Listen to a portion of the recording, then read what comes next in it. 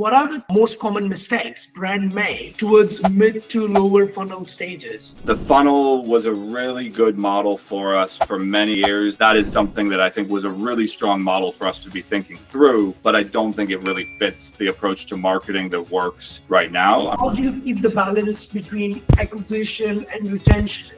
It's not just like a linear, you focus on retention more the more you grow. Actually having product market fit, actually having something that people want to buy, that there's a demand in market for, that when they get your product, they're happy and they're leaving good reviews. That's the table stakes here. How can audience improve their attribution model to capture their multi-touch and omni-channel interaction? You should have a really clear visibility of pretty much everything impacting your growth. What initial steps would you recommend to streamline the tech stack to improve operational efficiency? First of all, I would just recognize this is extraordinarily hard right now because there's a lot of change in the technology. How do you measure the ROI of customer value optimization initiatives across multiple channels for e-commerce brands? Have a model that any business can build out, taking your average order value, your conversion rate, your customers, all the different metrics that actually are levers for growth.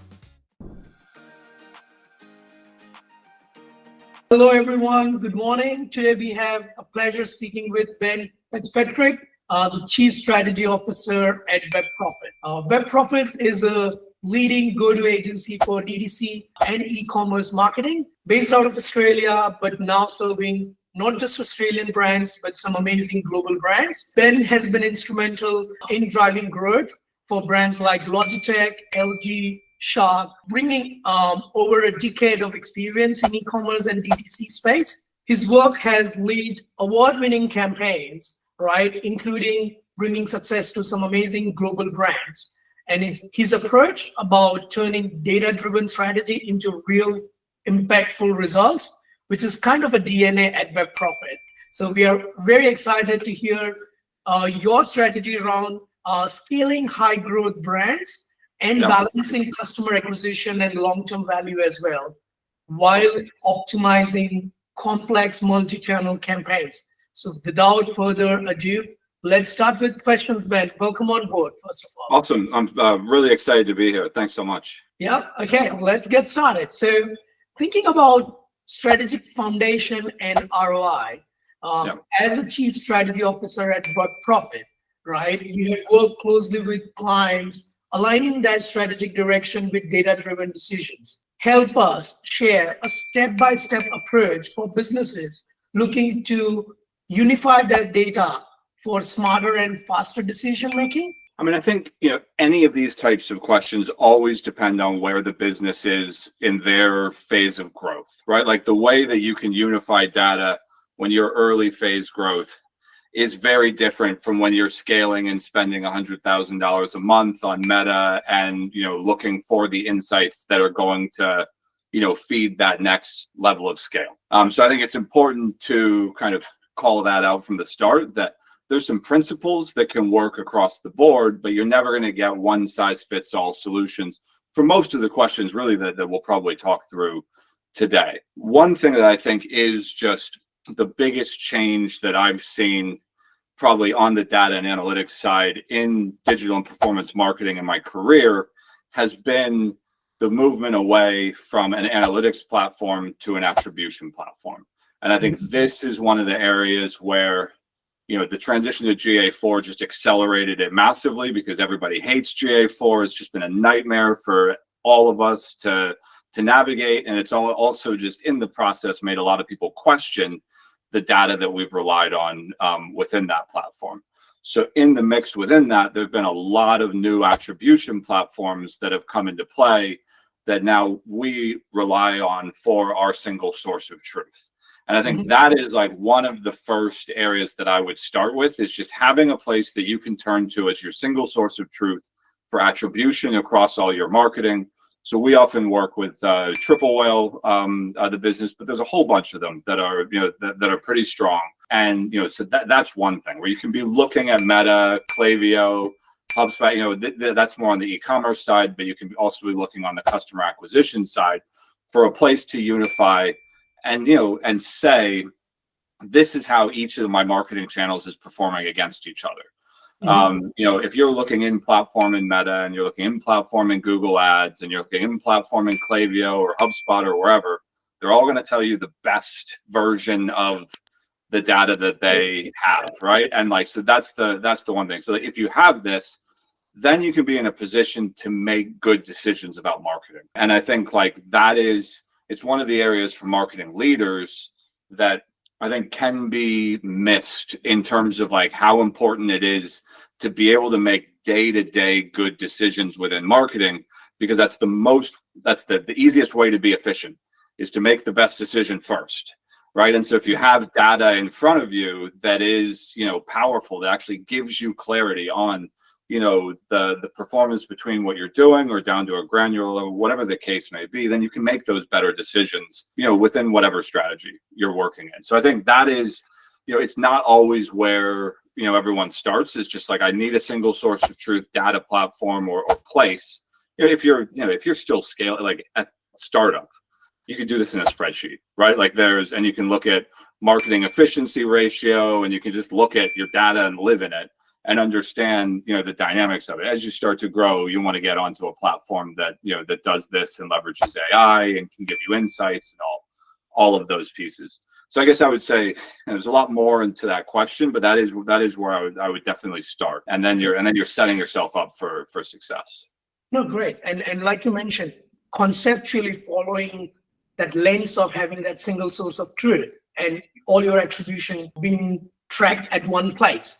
Yes. Even if you're not at a scale to use attribution platform, even starting with Google Sheet, as simple as that. But conceptually, start looking at your marketing activities, bringing that single source of truth view so that all your future strategy and growth strategy shall be aligned towards what's been working and what's been attributing to your business. Because I think it's really for every e-commerce business in particular, but I think probably all businesses should have an idea of a marketing efficiency ratio, your overall revenue over your marketing investment, that's something that is a really important metric to understand, because there's no such thing as correct attribution.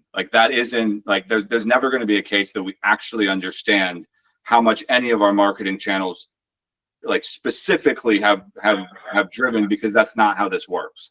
So one thing that we've noticed, just as an example, is we run a lot of meta ads, and we run really big meta ad campaigns for some of our scaling clients, and we've started to see the brand impact on running meta ads at that scale is dramatic. And so we're talking about, yes, we're a performance driven, sales driven business, but we also ran a campaign that had close to 500 million impressions, that had 8 million clicks, right? Scale this all down for different businesses, but the point is you can look at search trends and you can see the brand grow, right? So there's no attribution for that.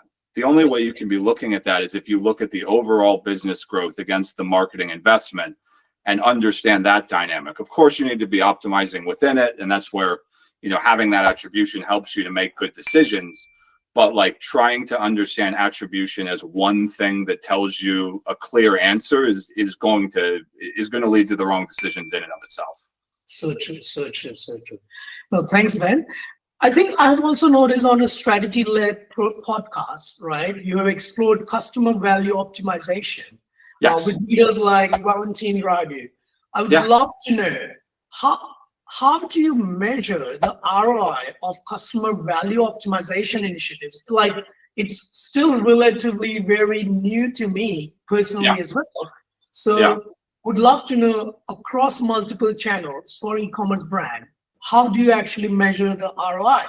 And how should an agencies managing client account attribution growth, over CVO, sorry. See, I'm still fumbling it up because it's a relatively new term. So how do you see the efforts while providing each channel's impact and measuring ROI of customer value optimization? So first, I would just say, Valentin's a legend. Anybody out there, I highly recommend follow Valentin Radu on LinkedIn. I've been connected with him for a number of years now. He's taught me so much about not just CVO, but marketing in general. So I would just put that plug in. He's also genuinely one of the nice people in the world.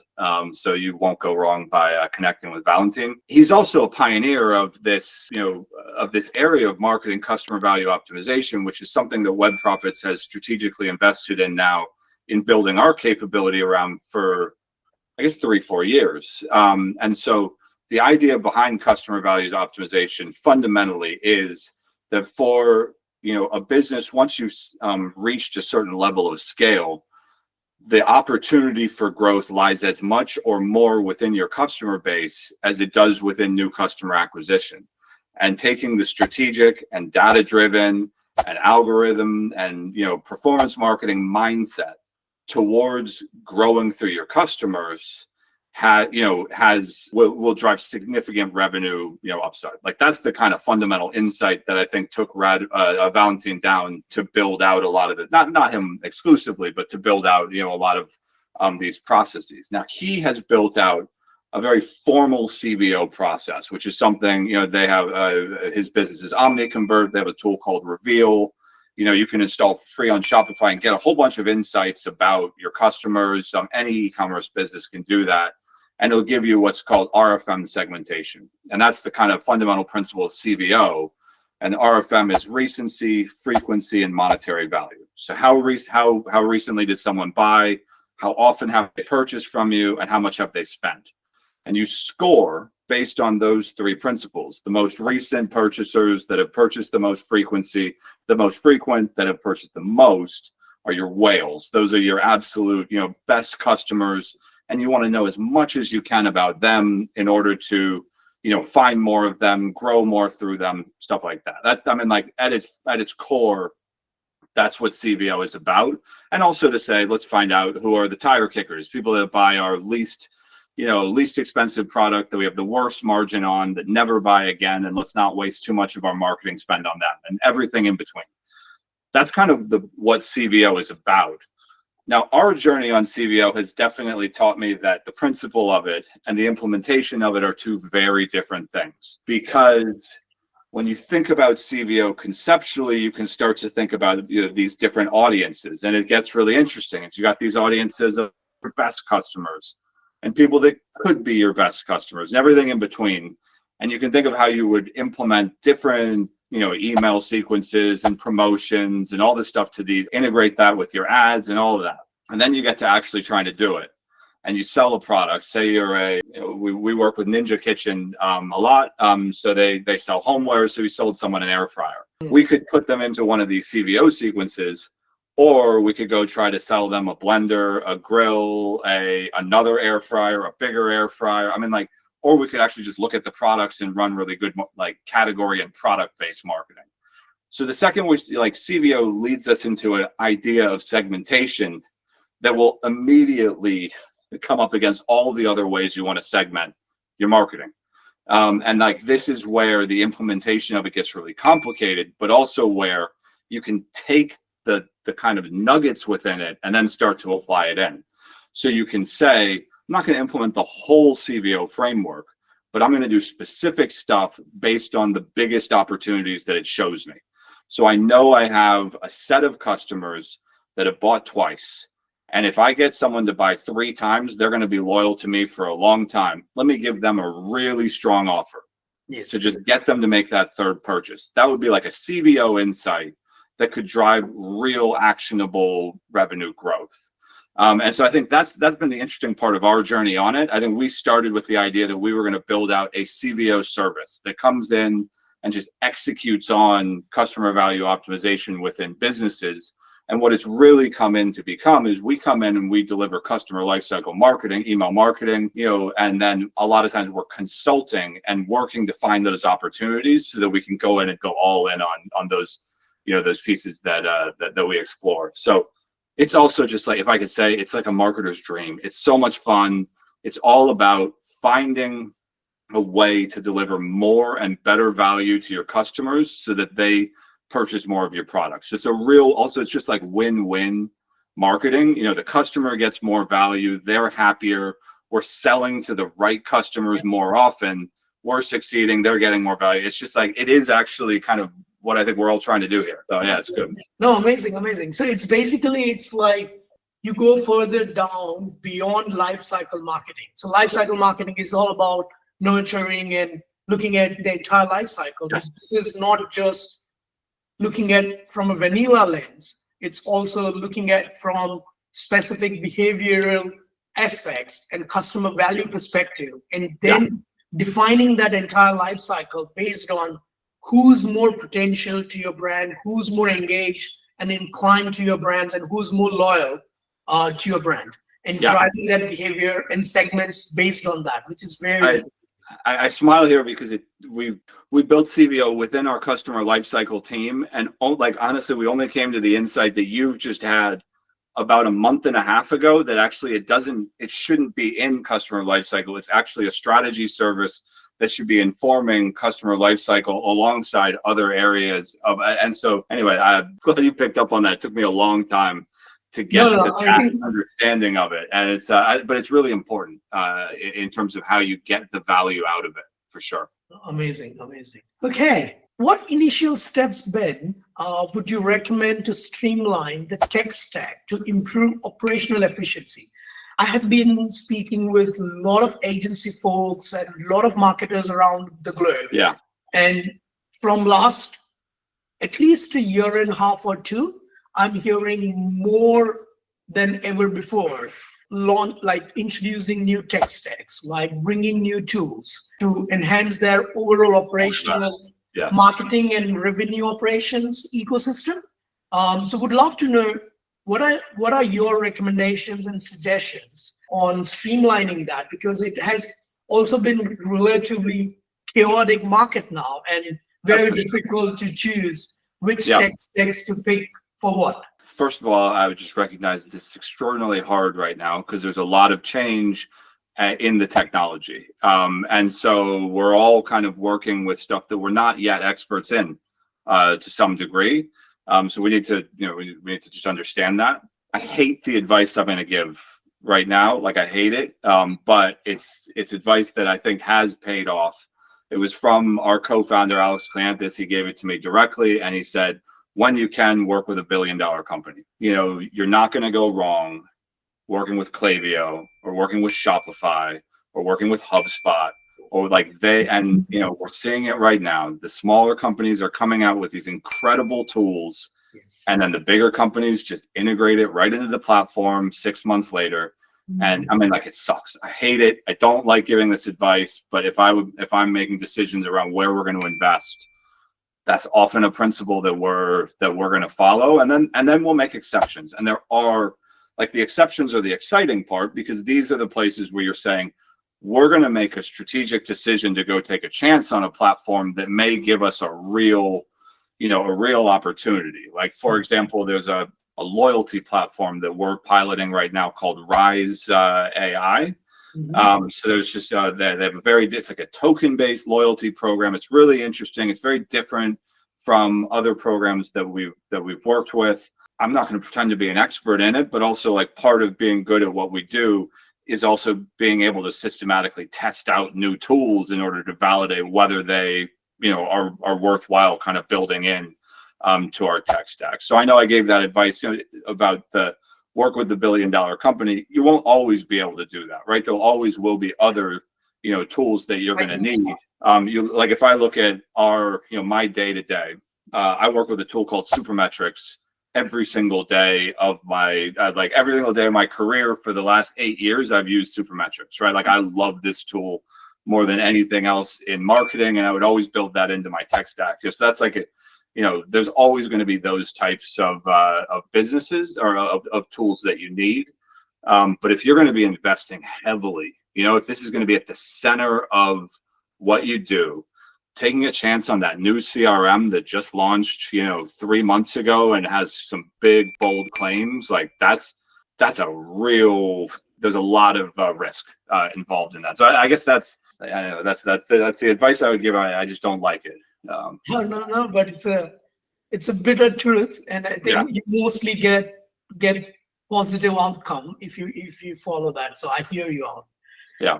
Great. Ben, another very interesting and always debatable topic is omnichannel and bringing your message consistency. So what are the top tips for maintaining cohesive message across multiple channels like email, social, paid ads? And I'm sure at Web Profit, when you guys work majorly with e-commerce and DTC brands, this becomes more challenging than any other industry because the consumer behavior is now distributed across so many different platforms, and you get a purchase after so many different touch points. So how do you maintain that, and what are the tips and suggestions you have to keep that consistent? I mean, I think the first thing I would say is that I'm a performance marketer, and so the level to which I care is going to be driven a lot more by the brand than by myself. Because the first and foremost, what I'm trying to do is grow businesses.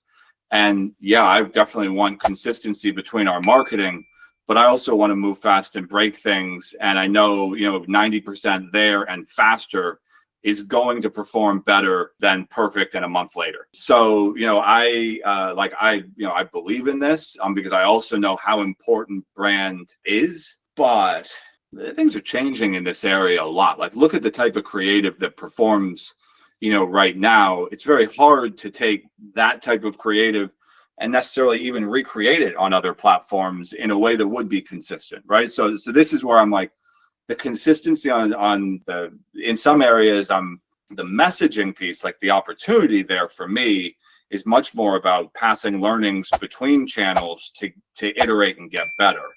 And I think this is where, so we at Web Profits, we've recently developed a new analytics platform measuring meta ads performance in order for us to actually dig down into the detail of all of the different elements of our messaging to know in real time what's performing so that we can actually use those insights across all of our other marketing and then iterate quickly within Meta. So I think that's like, for me, that's where, when I'm allowed to, I'm much more focused there than on the consistency side. Now, that being said, my clients want a consistent message, a consistent brand, and this is important to them for all other reasons that are outside of my area of expertise.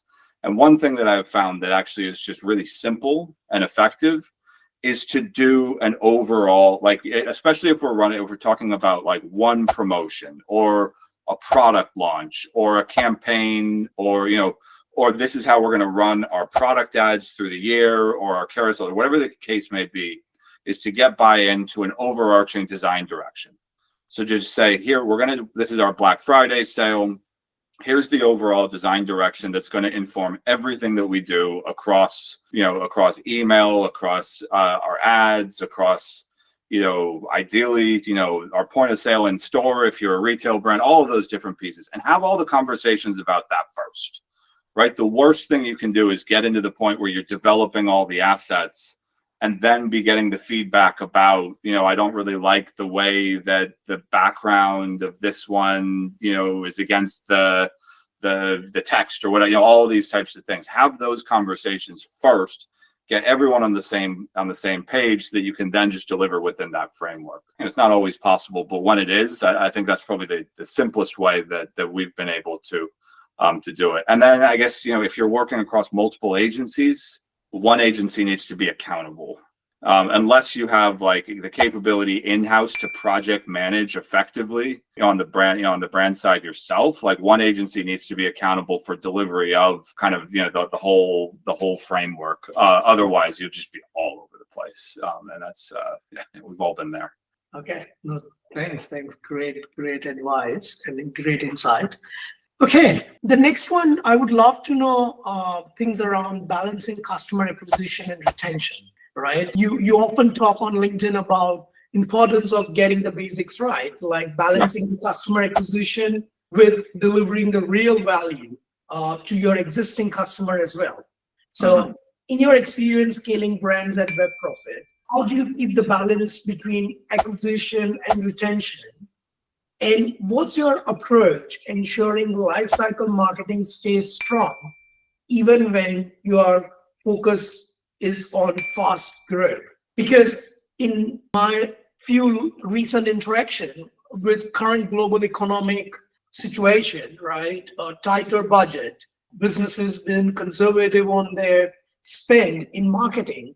Yeah. Lot more focus and importance is now these days about retention and nurture of your existing customer base, not just focus on acquisition, while acquisition is still important for fast Yeah. growing business. So in your experience, what are your suggestions on balancing these two both? Yeah, I mean, I think it's, again, this probably goes to where we started, is like where you are in your growth is a big driver of the answer to the question.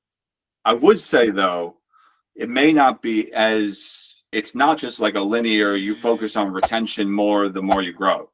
Yeah. The first thing you focus on is that, right? So like actually having product market fit, actually having something that people want to buy, that there's a demand in market for, that when they get your product, they're happy and they're leaving good reviews. That's the table stakes here, right? Like if you don't have that, anything that we've talked about today does not matter, right? Like you need a great product that people want, that you can communicate well to the market, and that you can also deliver a good experience around. So that's actually the foundation of everything we're talking about. Once you have that, then you can go do good marketing. Right. And then you can start to focus on, and then your problem is 100% customer acquisition. And customer acquisition is, you know, we say this to every business. If you're in e-commerce primarily, customer acquisition is going to be through Meta. If you're customer acquisition, like lead gen type business, your customer acquisition is probably going to be through Google, primarily your growth channel. So you should be 80% focused on getting that right, you know, and like, so you will be, you know, heavily indexed towards the customer acquisition side.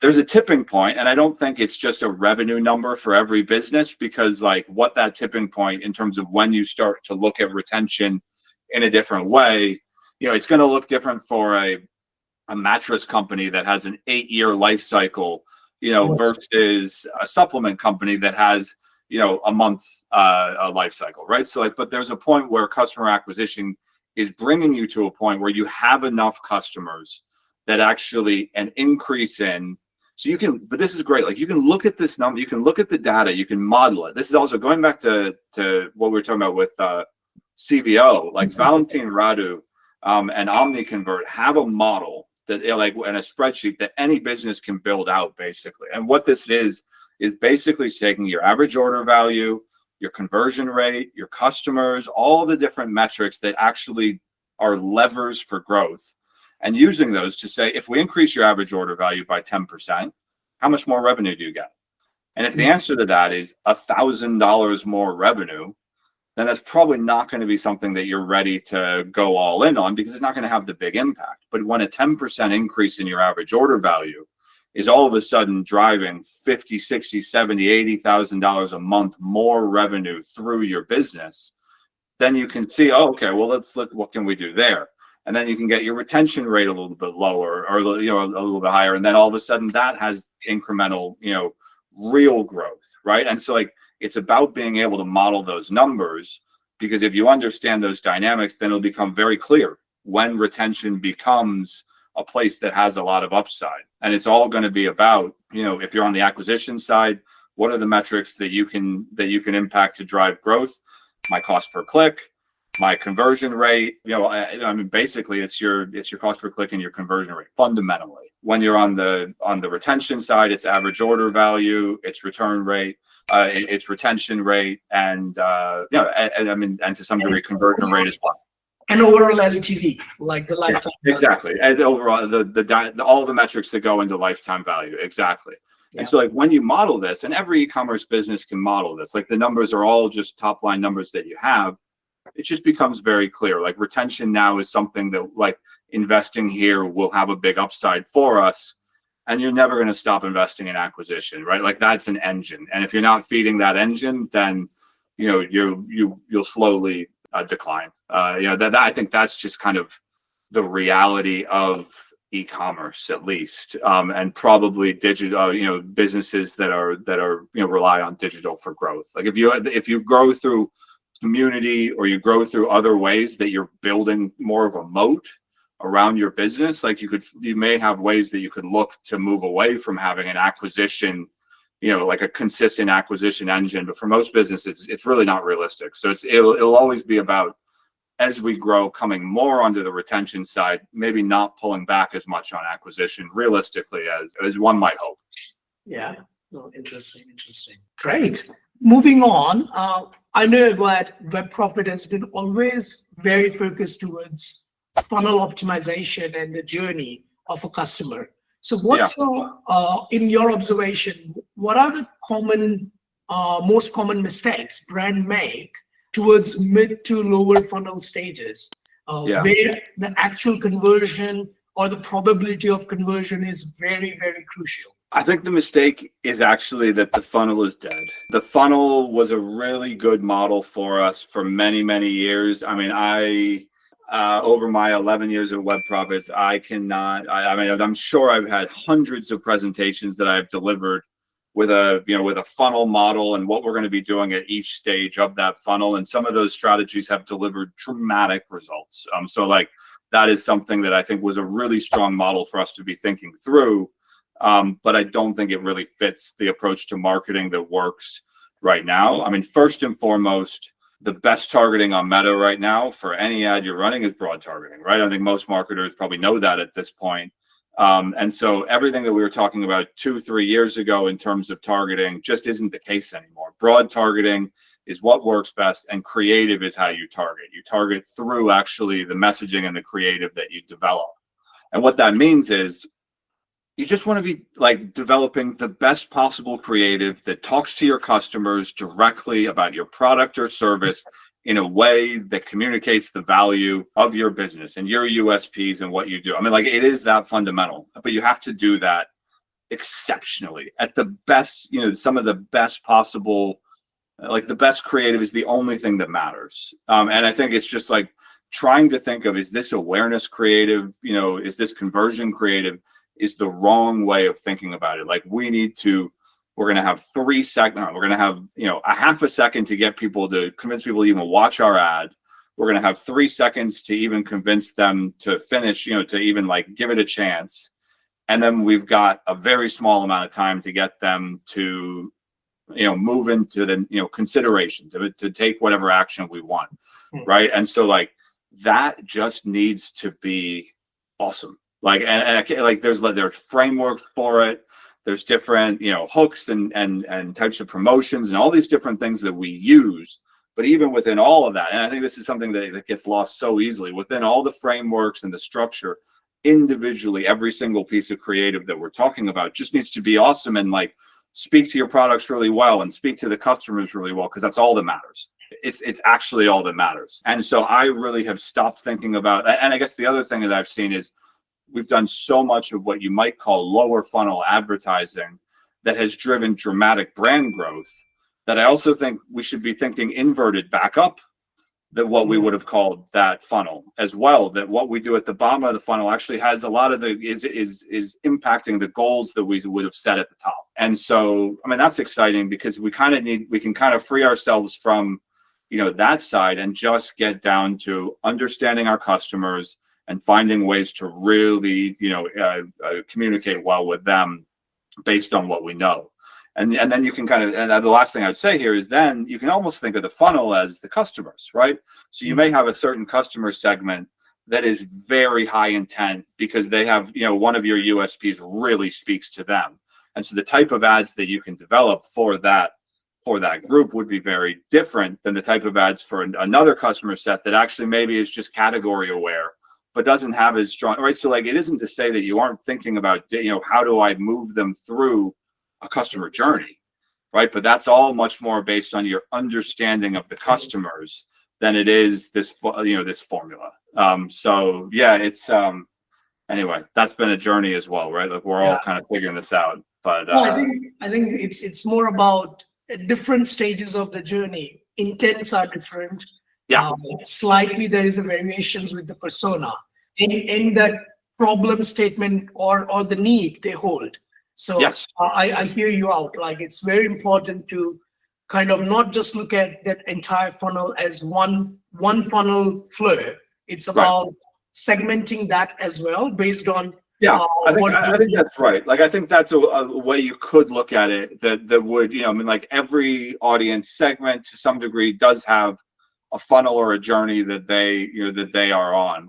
And I think, the main thing is, I guess one thing, and this might be a separate conversation, is like, I also am trying to, and it's weird within e-commerce to say this, but I try to really effectively separate marketing and sales, because the things that actually impact sales are a whole other set of factors from the things that impact marketing. And so, I guess I'm just, on when I'm developing creative and what we're looking to do there, I'm not necessarily saying and this creative needs to do everything, right? Like this creative needs to achieve a very specific marketing goal that we have. And then we have a whole ecosystem that is involved in driving the sales side of that. And I think that's also just kind of, where a lot of times these funnel diagrams only have marketing channels in there. They only have, Meta, Google, email in them, and they're not talking about, kind of actually how the consumer is interacting with the website or the, the broader, the reviews, the broader marketing ecosystem. Very true, very true. Ben, I think another one on attribution, we talked about it a while ago. So in your LinkedIn podcast and overall, even on your LinkedIn post as well, you have shared insights on navigating complex customer journey and measuring campaign performance. Yeah. How can our audience listening today improve their attribution model to capture their multi-touch and omni-channel interaction? Are there any practical framework or any suggestions for them to build more accurate customer attribution system? It's hard. I'll start there. And I guess it does depend on the ecosystem that you're talking about. We have a number of clients that have TV ads, that they run, and trying to build an attribution model that includes the TV ads. Side note, I had a business, this is about 5 years ago, that what they decided to do was they actually set up their Google Analytics platform for 5 minutes. They actually were to upload the times that they ran their TV ads. And then within analytics, 5 minutes during and after any ad, it would just get attributed to the TV. It's a terrible approach. That doesn't make any sense, actually, when you think about it. But this is what people do to try to figure out how to do this, this type of attribution. It's really hard. And I think the worst thing you can do is try to get it perfect, because you'll just run around in circles and not get anywhere. Again, I mean, it depends on if you are a direct-to-consumer brand, you're not in retail, you're not doing a big partnership play, you're not doing TV, you don't have above the line. You should have a really clear visibility of pretty much everything impacting your growth, and that's up to and including, what's going on just, people are talking about with your brand, what's being shared organically, all the different things that could be actually driving your growth. And you should be able to have a pretty good feel for it, and not just feel for it, data around, especially if you have an attribution tool, data that can showcase, where you're having driving performance and how they're working together. And that should help you to be able to make good decisions. Most businesses, it's not that clean, especially once you reach a certain point. Maybe you're going to wholesale a little bit through one store or another. Maybe, all of a sudden your sales channels will start to get more complicated. And so as that happens, then you need to start, first of all, modeling. And I think modeling does not need to be, we're spending $100,000 on a consulting project with a mixed marketing model, all of these different pieces. Modeling can be just saying, ballpark, we assume that probably in retail, we're getting a 0.5% conversion rate on traffic that's going over there. So we can make some assumptions, and let's see if we can get within 10% of what the numbers would be, because we can still make some good decisions with that kind of visibility, right? So that's where, again, trying to be perfect is going to hold you back, but having even just a ballpark idea of how the different channels work together can really help to help make the right decisions. And then I guess I would say trust in good marketing. So there's a lot of times when we know we don't have visibility on the end result, right? So I worked in baby formula marketing for about 7 years. We grew the business Bellamy's Organic from about 25 million to a $1.5 billion acquisition over a 7-year period. It's one of the most incredible growth experiences that I've had in my career. And I got to lead all of the marketing, performance side on the agency side for it. And in baby formula, first of all, you actually can't market baby formula. The World Health Organization has very clear guidelines. You can never talk about the product. Keep that aside. That's a whole challenge in and of itself. But also, like, people don't buy baby formula online. You buy baby formula at the grocery store. So all the marketing that this brand, Bellamy's Organic, did was through digital. It was like literally all of their growth was through digital. Eventually, they did a little bit of TV, but we grew the business through digital without visibility on the final sales channel, because we knew 95% are going to go through retail. We did everything that we could to find ways to connect the data, to find ways to create an attribution, but we also just had to trust in good marketing. And I think there's a way that, we can kind of convince ourselves, if we don't have the data, not to trust in what we know. If you've done something and it's worked within a model where we do have the data, and then you're going into a model where you won't have the data at the end, you still can trust in what you know. And I think that's also just like where we can kind of get unstuck a bit when we're in these situations. So yeah, that's my best advice in a tough challenge. No, amazing. So Ben, last question. You have been amazing, instrumental, giving great insight. Last question, very specific to upcoming new e-commerce businesses who are looking to scale. So you guys have Web Profit's growth playbook, but I can correlate those brands who has a good sizable budget. There are ways for them to reach up to the larger scales, growing beyond 1 million a month. Are there any specific strategy or quick wins for any upcoming brands who are willing to scale but with smaller budget? How they can leverage Web Profit's growth marketing playbook but still get a good, faster results? 100%.